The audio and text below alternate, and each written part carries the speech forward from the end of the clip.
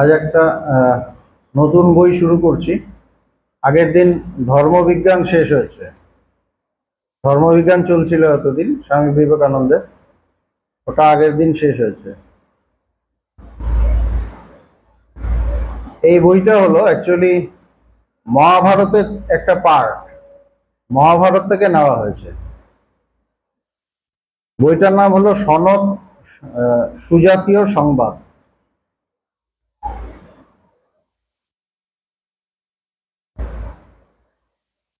এইটার বিষয় হলো, এখানে পাঠ করছি একটু। মহাভারতের উদ্যোগ পর্বের 41 হইতে 46 অধ্যায় পর্যন্ত বর্ণিত শ্রী সনত কুমার ও মহারাজ ধৃতরাষ্ট্রের অধ্যাত্ম বিষয়ক সংবাদই সনত সুজাতীয় গ্রন্থ নামে প্রসিদ্ধ।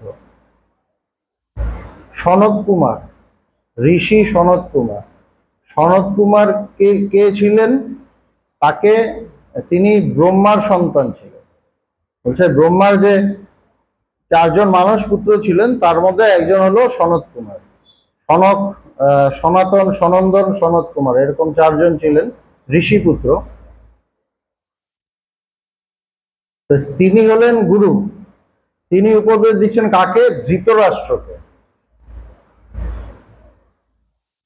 সনত কুমার উপদেশ দিচ্ছেন ধৃতরাষ্ট্রকে। এবার ঘটনাটা কি সেটা একটু পাঠ করছি। এই গ্রন্থে মহারাজ ধৃতরাষ্ট্র জিজ্ঞাসু ও সনত কুমার বক্তা। সনত কুমারের অপর নাম সনত সুজাত, তাকে সনত সুজাত বলা হয়। তিনি ব্রহ্মার মানস পুত্রদের অন্যতম। সনত অর্থাৎ সদা নিত্য। সনত মানে সদা এবং নিত্য।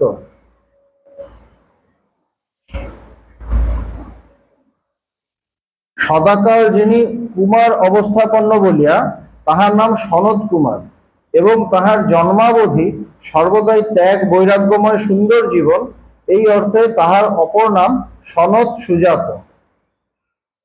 তিনি কোনো বিয়ে টিয়ে করেননি, একদম কুমার অবস্থায় ছিলেন এবং সারা জীবনে ওইভাবেই ছিলেন, সেই জন্য তাকে বলছে সুজাত। তাহা দ্বারা উপদিষ্ট তত্ত্বজ্ঞানী অদ্বৈত বেদান্ত জ্ঞান পিপাসু নিকটে চিরকাল সমাদৃত হইয়া সনত সুজাতীয় সংবাদ নামে পরিচিত। সনত কুমার ব্রহ্মবিদ্যার উৎকৃষ্ট বক্তা ছিলেন। তিনি খুব একজন দারুণ গুরু ছিলেন। ব্রহ্মার মানস পুত্র তো যে সে হবে না, উৎকৃষ্ট বক্তা ছিলেন এবং স্ব অনুভূত তত্ত্ব তিনি অতি সরলভাবে শঙ্কা নিরসন করিয়া জিজ্ঞাসুগণের চিত্তে তত্ত্বজ্ঞানের পথে লইয়া যাইতেন, জ্ঞানের কথা বলতেন। ছান্দোগ্য উপনিষদে বর্ণিত প্রসঙ্গ হইতে জানা যায় যে ব্রহ্মার অপর মানস পুত্র নারদজিও সনত কুমারের নিকট হইতে অধ্যাত্ম জ্ঞানের শিক্ষা পাইয়াছিলেন। ব্রহ্মার আরেকজন মানস পুত্র হল নারদ, দেবর্ষি নারদ। তিনিও সনত কুমার থেকেই অধ্যাত্ম শিক্ষাটা নিয়েছিলেন। সনত কুমার ব্রহ্মজ্ঞানী, নিবৃত্তি মার্গী, যোগবিদ, ধর্মশাস্ত্রজ্ঞ এবং মুখ্য ধর্ম প্রবর্তক ছিলেন। অত্যন্ত বৈরাগ্যবান, নিরপেক্ষ, বিতরাগ ও সর্বগামী, সর্বকর্মত্যাগী সনত কুমার সংসার ধর্মে প্রবেশ করেন নাই। তিনি সন্ন্যাসীগণের একটি অত্যুজ্জ্বল আদর্শ। কেমন বলছেন? প্রথম, তিনি ব্রহ্মজ্ঞ, ব্রহ্মজ্ঞানী। দ্বিতীয়, নিবৃত্তি মার্গী। দুটো মার্গ আছে, প্রবৃত্তি মার্গ, নিবৃত্তি মার্গ।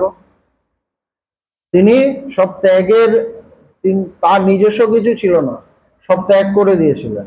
এবং তিনি যে উপদেশ দিতেন সেটাও নিবৃত্তি মার্গেরই উপদেশ মেইন থাকতো। যোগবিদ, ধর্মশাস্ত্রজ্ঞ, ধর্ম জানতেন এবং মোক্ষ ধর্ম প্রবর্তক ছিলেন। মুক্তি, যে ধর্মের মূল বিষয়বস্তু যে মুক্তি, সেটাই তিনি বলতেন। মুক্তিটাই মূল বিষয় আমাদের ধর্মের। অত্যন্ত বৈরাগ্যবান, নিরপেক্ষ, কোনো দল তিনি করেননি যে আমি এই দল ওই দল, এটা না, নিরপেক্ষ। বিতরাগ, তার কোনো কোনো কিছুতে আসক্তি ছিল না।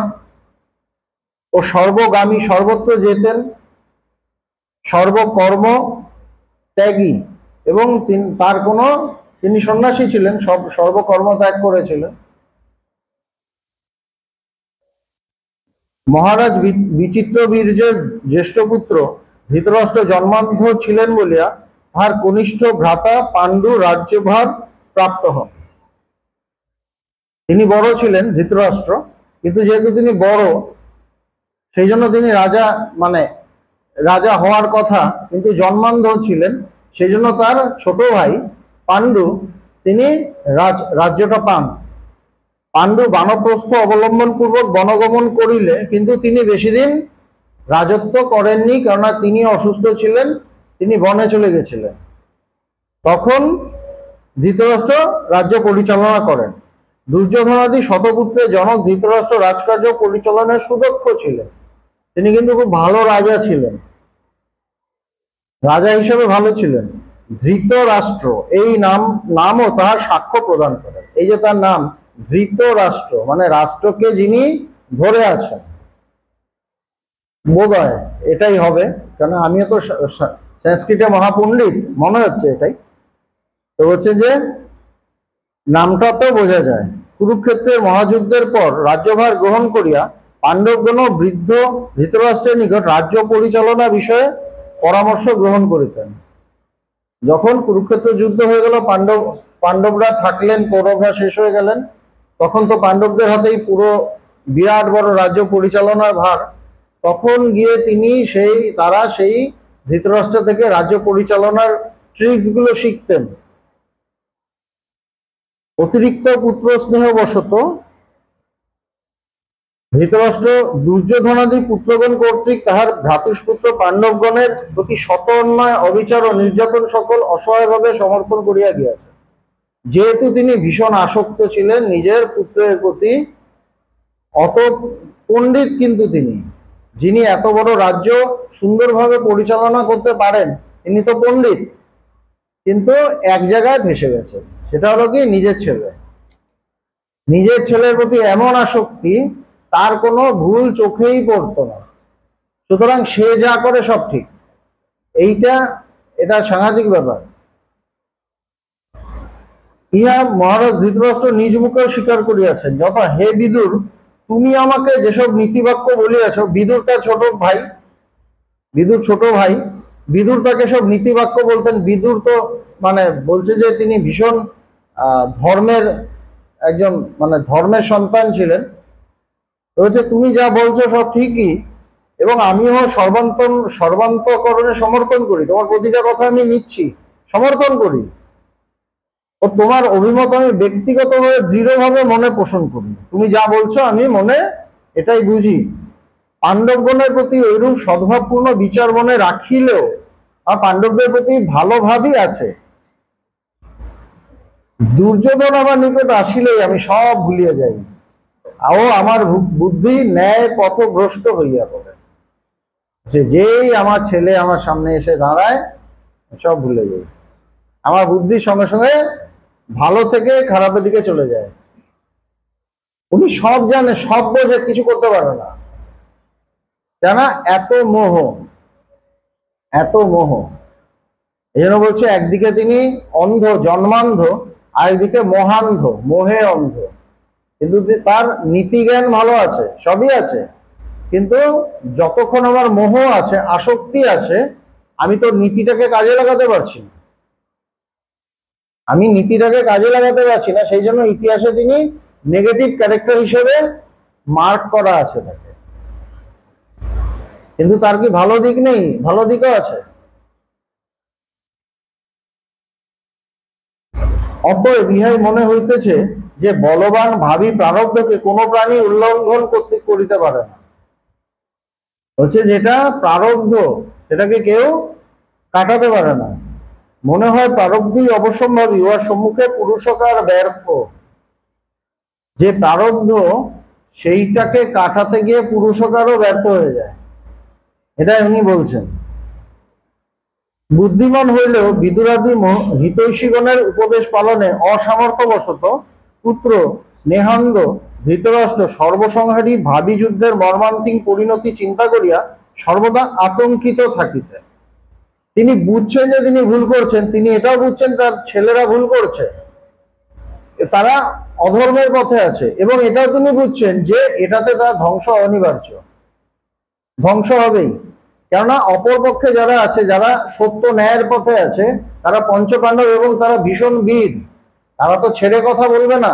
এটা তিনি বুঝতে পারছিলেন যে একসময় আমার ছেলেরাও ধ্বংস হবে, সবাই ধ্বংস হবে। সেই জন্য তিনি খুব আতঙ্কে থাকতেন।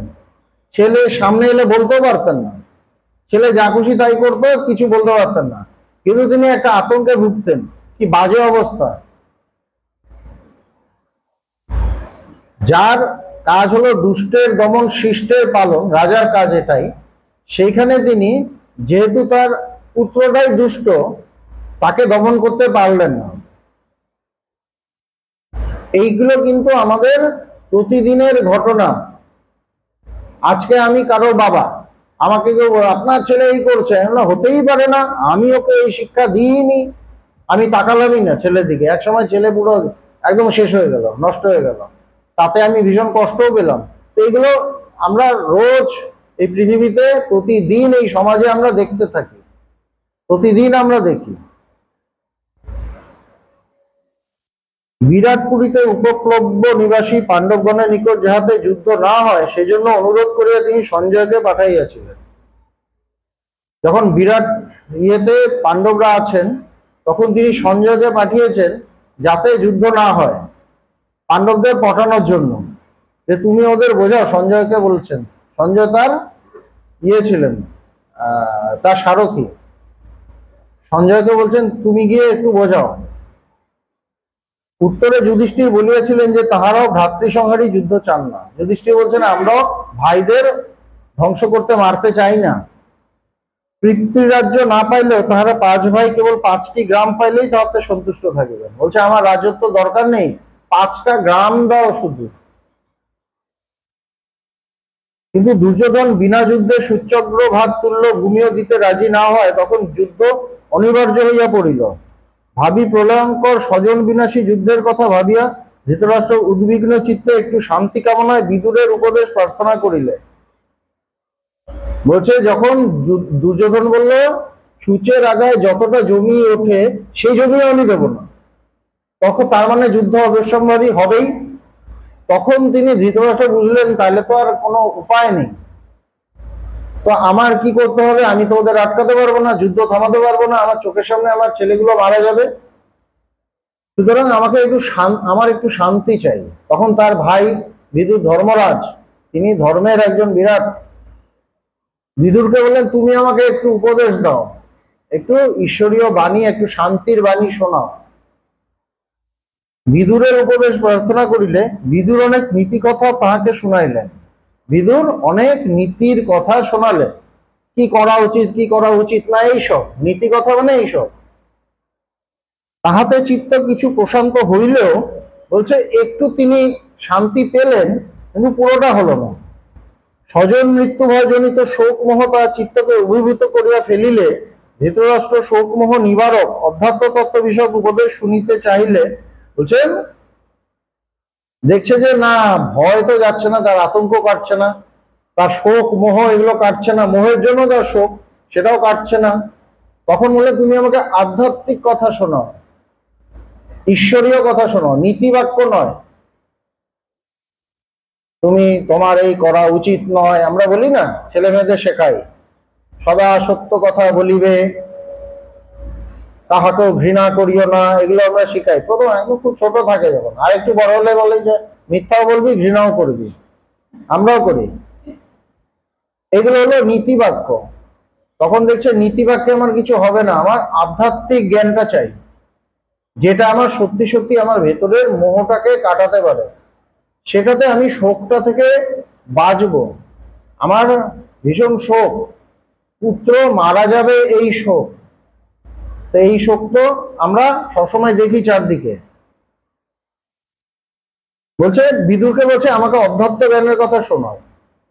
তখন বিদুর বললেন যে তিনি শূদ্রা দাসীর গর্ভে জন্মগ্রহণ করিয়াছেন বলিয়া শোকমোহের একমাত্র নিবারক আত্মজ্ঞান বিষয়ে উপদেশ প্রদান করার অধিকারী নহেন। তখনকার দিনে এইসব কিছু নিয়ম ছিল, তখনকার দিনে এই ধরনের কিছু নিয়ম ছিল যে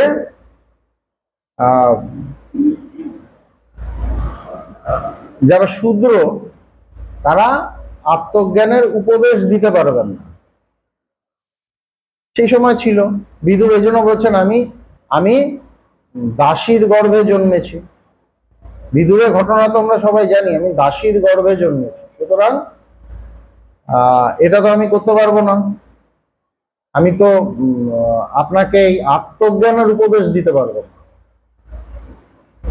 অধিকারী নয়। তবে যে মহাত্মার নিকট তিনি ওই তত্ত্ব অবগত হইয়াছেন, ব্রহ্মার মানস পুত্র, সেই ভগবান সনত কুমারকে তিনি ধ্যান যোগে আহ্বান করিবেন।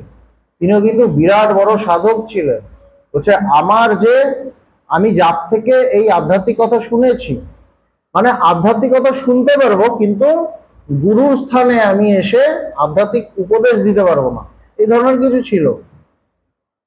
তো বলছে আমি দেওয়ার অধিকারী নই, কিন্তু আমি এটা শুনেছি, আত্মজ্ঞানের উপদেশ আমি প্রাপ্ত হয়েছি এবং আশা করি জ্ঞান লাভও করেছেন।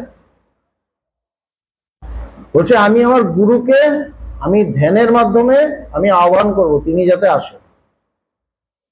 তো তিনি ধ্যানস্থ হয়েছেন, ধ্যানস্থ হয়ে আহ্বান করেছেন। বিদুরের স্মরণ পথে আরূঢ় হইয়া অচিরেই শ্রী সনত কুমার তথায় আবির্ভূত হইলেন ও মরণ ভয় ভীত ধৃতরাষ্ট্রের যাবতীয় শঙ্কার উত্তর প্রদানে তাহাকে কৃতার্থ করিলেন।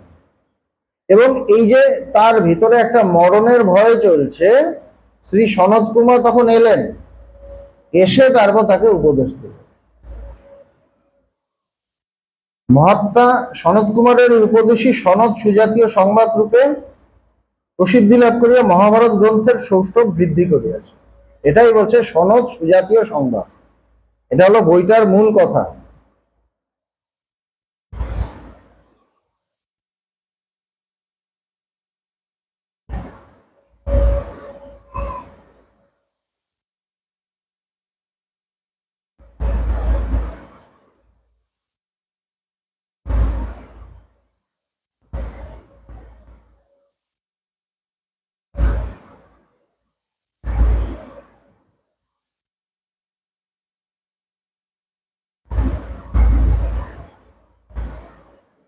এবং এইটা মহাভারতে আরেকটা জিনিস দেখা যায় যে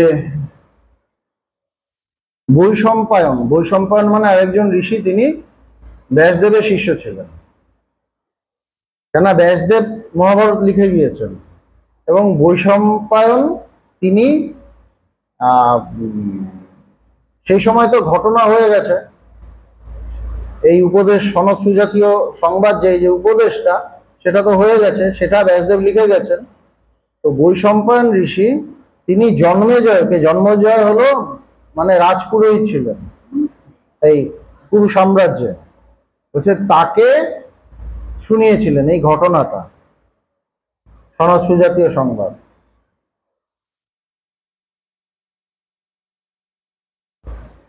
সেটাই পাঠ করছি। আবার ওই ঘটনাটাই এখানে লেখা আছে। বিদুর ধৃতরাষ্ট্র সংবাদ মহাভারতের উদ্যোগ পর্বের অন্তর্গত সনদ সুজাতীয় সংবাদ।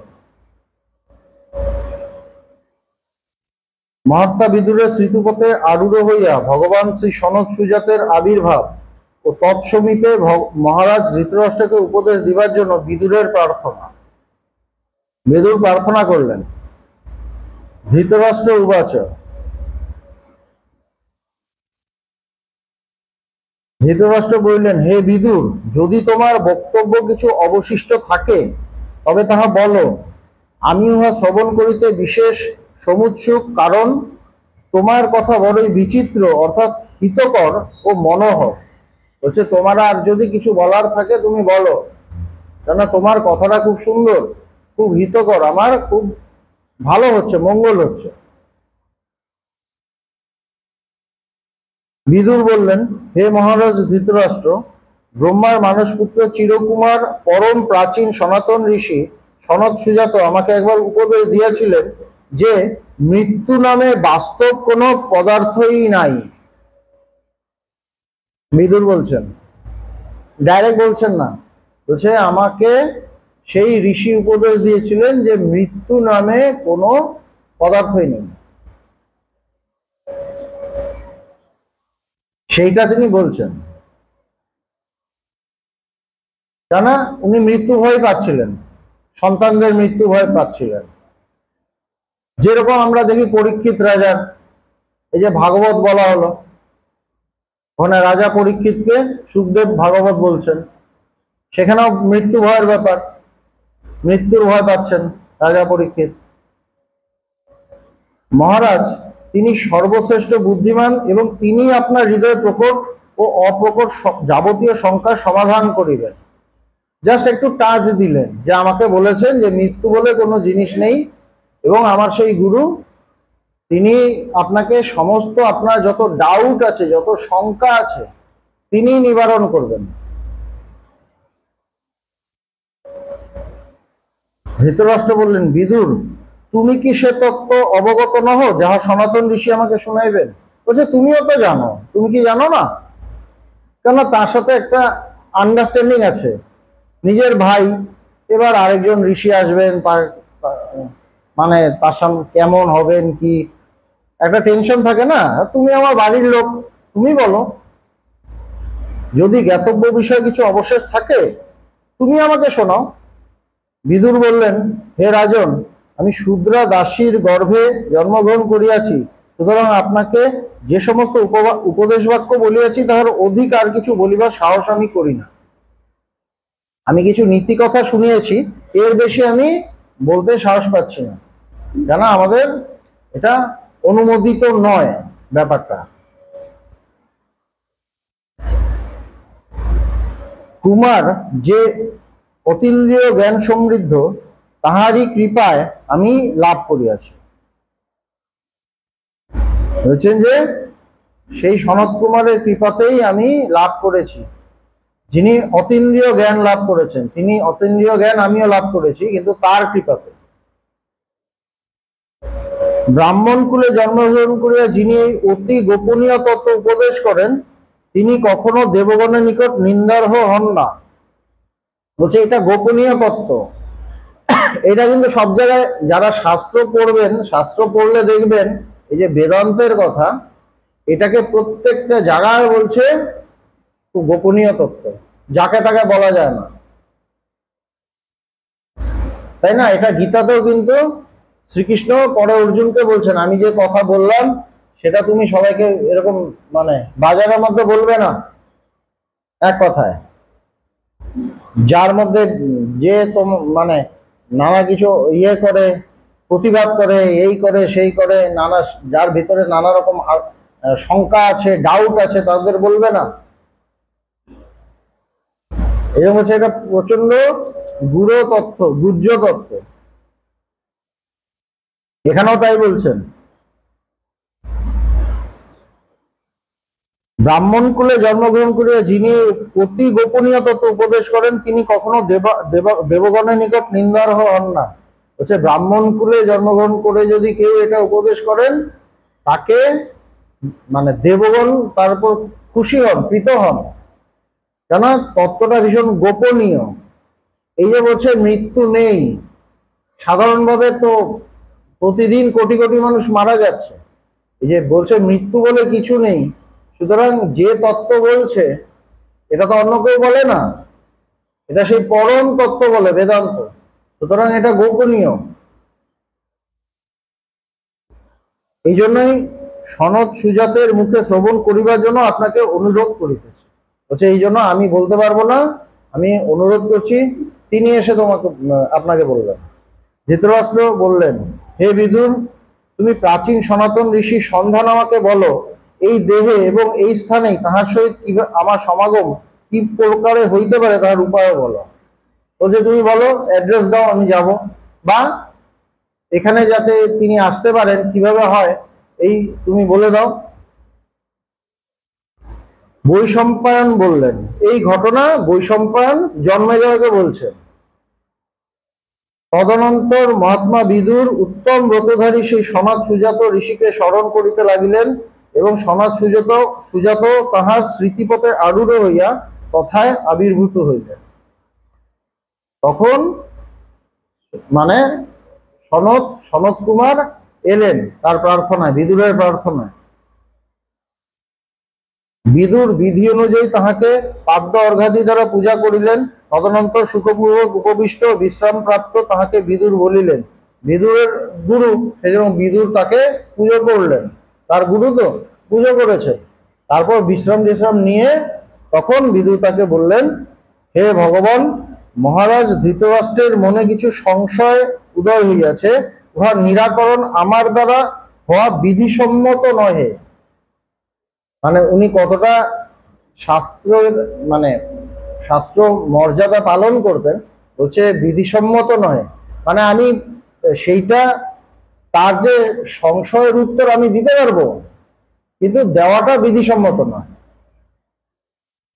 উহার নিরাকরণ আমার দ্বারা হওয়া বিধিসম্মত নহে, আপনি উহার নিরাকরণ করিবার যোগ্য, অতএব আপনি উহা কীর্তন করুন। আচ্ছা, আপনি যোগ্য, আপনি বলুন। কি সুন্দর! যাহা শ্রবণ করিয়া এই মহারাজ ধৃতরাষ্ট্র সর্ব দুঃখ অতিক্রম করিতে সমর্থ হইবেন এবং যাহাতে লাভ অলাভ, শত্রু মিত্র, জরা মৃত্যু, ভয় অমর্ষ, বিদ্বেষ অসহিষ্ণুতা, ক্ষুধা পিপাসা, মদ ঐশ্বর্য, উদ্বেগ মূর্ছা বা আলস্য, কাম ক্রোধ এবং উন্নতি অবনতি, এই সকল তাহাকে কষ্ট দিতে না পারে, আপনি সেই সকল বিষয় কীর্তন করুন। সব কিন্তু বিদুর বলে দিচ্ছেন। বিদুর কেন বলছেন? গুরু ভাবতে পারে যে আমি তো ওকে শিখিয়েছি, ও কি সব ভুলে গেছে? কিন্তু বিদুর যেটা বললেন সেখানে বলে দিলেন যে আমি জিনিসটা জানি। এই যে কথাগুলো বললেন, ভালো করে শুনবেন, কি সুন্দর। যাহা শ্রবণ করিয়া মহারাজ ধৃতরাষ্ট্র সর্বদুঃখ অতিক্রম করিতে সমর্থ হইবেন। আধ্যাত্ম তত্ত্বের মূল হলো এই তত্ত্ব শ্রবণ করলে আমার সমস্ত দুঃখকে আমি পার করে যাব, আমার কোনো দুঃখ থাকবে না। বলছে ধৃতরাষ্ট্র এটা পার করতে পারবেন যেটা শুনলে। এবং যাহাতে লাভ অলাভ, বলছে লাভ ক্ষতি, আমাদের সংসারে তো সবসময় লাভ হয় ক্ষতি হয়। একটু কিছু পেলে আমরা নাচি, একটু কিছু একটা জায়গায় আমার থেকে একটু বেশি পয়সা নিয়ে নিলে আমি 5 দিন ধরে ডিস্টার্ব হয়ে থাকি। লাভ ক্ষতি এগুলো হয় তো। হচ্ছে লাভ অলাভ, শত্রু মিত্র, এটা নিয়েও আমরা ডিস্টার্ব থাকি, কে শত্রু কে মিত্র, ও ভালো ও খারাপ, এরকম থাকি। জরা মৃত্যু, আমার শরীর খারাপ, স্বামীজি খুব শরীর খারাপ, বা এই যে মৃত্যু ভয়, এগুলো থাকে মানুষের মধ্যে। ভয়, বিদ্বেষ অসহিষ্ণুতা, বিদ্বেষ অসহিষ্ণুতা, একজন আরেকজনকে দেখতে পাচ্ছে না, একজন আরেকজনকে সহ্য করতে পারছে না, বা অসহিষ্ণুতা, ঠিক ডিস্টার্ব হচ্ছে, সহিষ্ণু না। ফাট করে কিছু একটা, কেউ কিছু বললো, ফাট করে একটা উত্তর দিয়ে দিল, যে উত্তর দেওয়াটা উচিত না। এইভাবে আমাদের এরকম হয় না? আমি হয়তো ব্যস্ত আছি বা কিছু করছি, কেউ একটা এসে সুন্দরভাবে কথা বললো, আমি বাজেভাবে উত্তর দিয়ে দিলাম। আমাদের এই ধরনের ভাব আছে। তো বলছেন যে এইটা থাকবে না। বিদ্বেষ অসহিষ্ণুতা, ক্ষুধা পিপাসা, ক্ষুধা একদম কাতর, জল পাইনি, অনেকক্ষণ খাইনি বলে পাগল হয়ে গেলাম, এই জল কোথায়, এই মানে যতটা না শরীরে দরকার তার থেকে মন ডিস্টার্ব, এরকম হয় আমাদের। মদ ঐশ্বর্য, মদ মানে আমাদের আমি ভাব, আমি মেইন, আমি ছাড়া চলবে না, আমি মহান, আমি সব সময় আমি ছাড়া আমার সংসার চলবে না, এই ধরনের ভাব, মদ ঐশ্বর্য। তারপর টাকা পয়সা, আমার এত কিছু আছে, এটার প্রতি মন। উদ্বেগ মূর্ছা বা আলস্য, উদ্বেগ সবসময় টেনশন, মূর্ছা সেন্সলেস হয়ে যাচ্ছি, বা অলস, কোনো কিছুতে মানে উদ্যম নেই, উদ্যম শূন্যতা। কাম ক্রোধ, কামনা বাসনা, তারপর রাগ, উন্নতি অবনতি, কোথাও উন্নতি হচ্ছে কোথাও অবনতি হচ্ছে, এই সকল তাহাকে কষ্ট দিতে না পারে। বলছে যে এই চর্চা করলে এমন জায়গায় পৌঁছাবো যেখানে এই যে জিনিসগুলো, এইগুলো একটা মানুষকে কষ্ট দিতে পারবে না। এগুলো থাকবে না সেটা বলছেন না, কিন্তু এগুলো যে থাকবে না এটা বলছেন না, এগুলো প্রতি মুহূর্তে আমাদের চারপাশে থাকে, কিন্তু ওগুলো আমাকে ডিস্টার্ব করতে পারবে না, তাই না? ভগবানকে তার গুরুদেব বললেন, বাইরের জগতে যাহাই ঘটুক না কেন, তাহা তোমার অন্তর জগৎকে বিচলিত করিবে কেন? কথাটার সাথে মিল আছে কি? একই কথা তো। এটা কত বছর আগের কথা কেউ জানে না, সে পুরাণ কালে না কোন কালে, মহাভারতের কালে। আর এইটা কি পবিত্রানন্দজি ভগবানকে বলছে, একই জ্ঞান উপদিষ্ট হচ্ছে, তাই না? হচ্ছে যে তাকে কষ্ট দিতে পারে না, অর্থাৎ তিনি সর্বকালে সর্ব অবস্থায় অবিচলিত ও আত্মস্থ হইয়া থাকিতে পারেন। আপনি সেই সর্ব দুঃখাতীত আত্মতত্ত্ব বিষয়ে ইহাকে উপদেশ করুন। বলছে সর্ব অবস্থায় যিনি সেই অবস্থায় থাকতে পারেন, আপনি তাকে সেই আত্মতত্ত্ব তাকে উপদেশ করুন। তাতে তিনি এটাও বুঝিয়ে দিলেন বিদুর যে আমি সেই আপনার কৃপায় সেই আত্মতত্ত্ব শুনেছি এবং আত্মজ্ঞান লাভ করেছি। কেন গুরুর একটা শঙ্কা থাকতে পারে যে ও কি ঠিকমতো জ্ঞানটা লাভ করেছে তো, এটা বুঝিয়ে দিলেন। কিন্তু বললেন আমি উপদেশ দেওয়ার জন্য যোগ্য নই, সেটা আপনি পারেন, কেন আপনার ডিগ্রি আছে, আমার ডিগ্রিটা নেই, আমি প্র্যাকটিস করতে পারছি না। সুতরাং আপনার কাছে পেশেন্ট নিয়ে এসেছি, আপনি ওকে সুস্থ করুন। তা আমরা সবাই পেশেন্ট, আমরা সবাই একই পেশেন্ট, এবং আশা করি এই জ্ঞানে আমরাও সুস্থ হয়ে উঠব, পরের দিন থেকে শুরু হবে।